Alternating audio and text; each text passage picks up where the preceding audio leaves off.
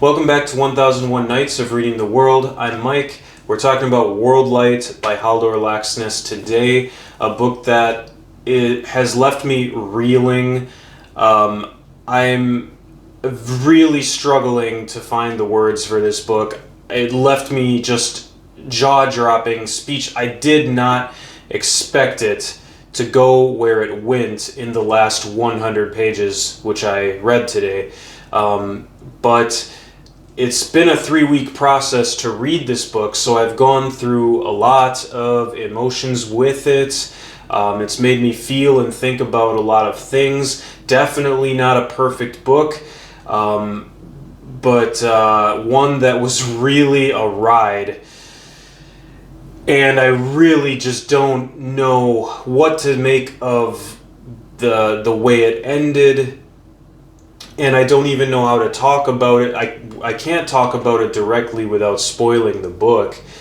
Let me back up a little bit and we'll see what we can do. Hey all, welcome back to Mike Reads the World. We're going to talk about Halldór Laxness, World Light, Nobel Prize winning Icelandic author. And one of his less read books, I would gather. It seems that Independent People is much more read, and I had actually considered this one first to read, though I started it a couple times over the past year and just couldn't get into it. Wasn't the right time, I guess. Still one that'll stick around, but the themes of World Light did really stand out to me.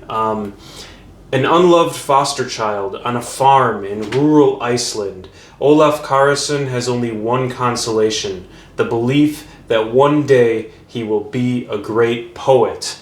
And World Light demonstrates how the creative spirit can survive even in the most crushing environment and the most unpromising human vessel.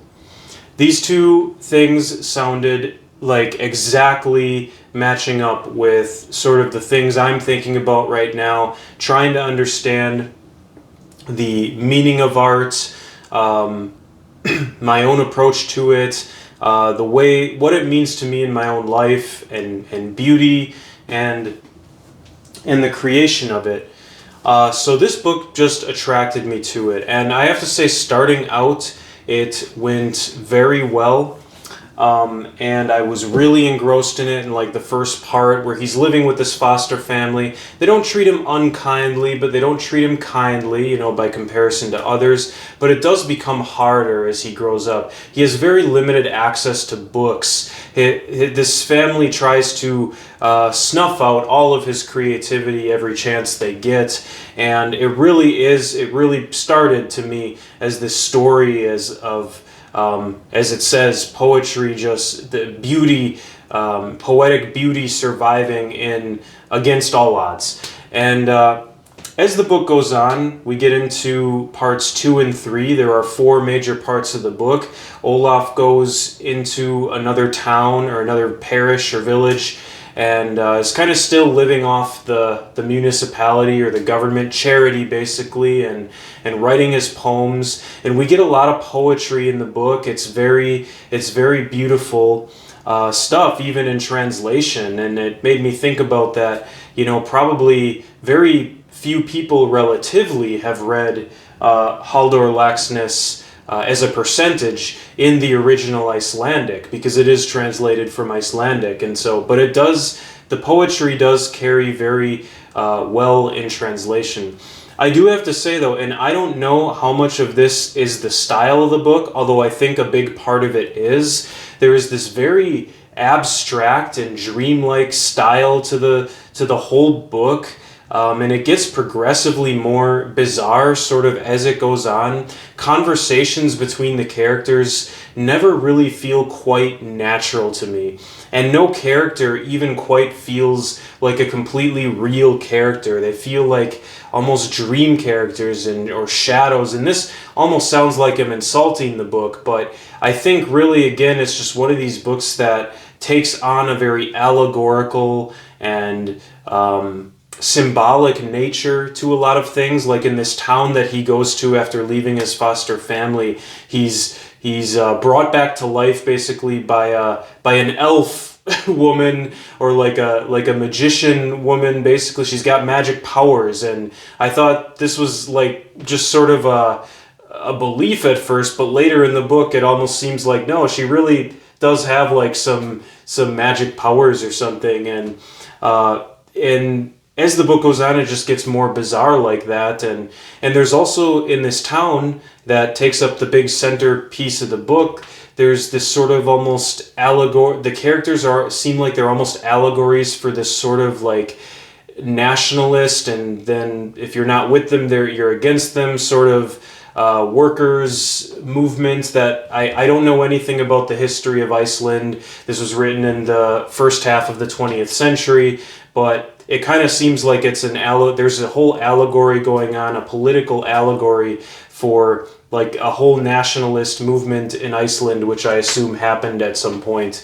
And there's certain characters that are like caricatures of different industries and businessmen, and then you have there's this really bizarre stuff in the center where this parish priest is kind of doing, involved in like there's like these seances happening in the church, in the town church, and it's just some, yeah.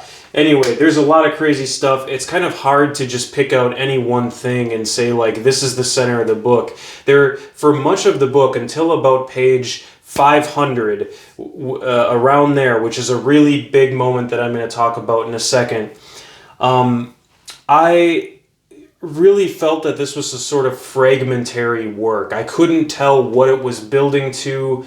I had no idea what to expect, but whatever I was expecting, it was not what happened at around page 500 or so, a little before that. I read that right when I started today, after having been working on this book for like 3 weeks, and was just in shock. I could not believe what I had read.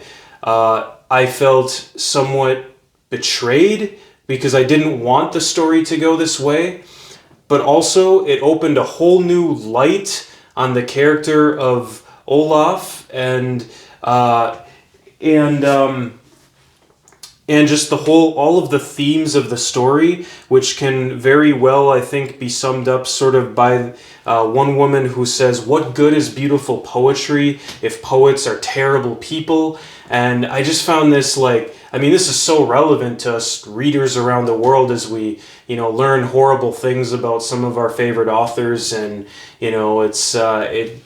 life is a complicated and sometimes terrible place, and it's just like it's kind of something as readers we deal with, and one wonders, like, can't someone create beautiful art and be a beautiful person? But nobody's perfect, of course, but sometimes it gets really challenging to bridge this cognitive dissonance for some of us. I certainly find myself struggling with it, and so I felt like that's kind of what this really shocking scene brought up in me and made me ponder. But I found myself like, okay, now I have to just read the last 100 pages now, and today I did it, and I just, even by the end of it, I still couldn't quite come to grips with it. And it really did, for much of the book, I saw Olaf as a tragic character. There are a lot of sad things that happen in the book, a lot of things that tugged at the heartstrings, and this book made me feel a lot of different things, from nostalgia to sometimes boredom. There were some parts of the book that really dragged. I can't say I'm like the biggest fan of Laxness's writing most of the time, but there are certainly moments where it's like very beautiful stuff. And I don't know how much the translation has to do with that. There were moments, though, that really made me feel, and many of them. And so I have to say it was a well-written book in that sense. I just don't know. I am still coming to terms with the end, and I'm still not quite like my brain isn't quite figuring out how to make this make sense the way that the story turned in this way that I wasn't expecting and didn't resolve in a way that fixed it completely for me. And maybe that's just a turmoil. Maybe that's literature doing its job, leaving the reader with more questions than answers. But I still find myself asking, like why? Why was that necessary? And what does it mean? And what can I get out of it? Was there anything to get out of it? I have such a range of complicated emotions about this book that I can't say if I loved it or I feel betrayed by it or I wish it had been different, or I just don't know what to say about it right now. And it might be, I will say, unless the themes of World Light really, really speak to you, and it is a fascinating book and one that I will not ever forget probably, and that I'll be thinking about for a very long time. So if that's what you want out of a book, World Light might be for you if the themes speak to you. But if not, maybe Independent People would be a better place to start if that one does catch your attention.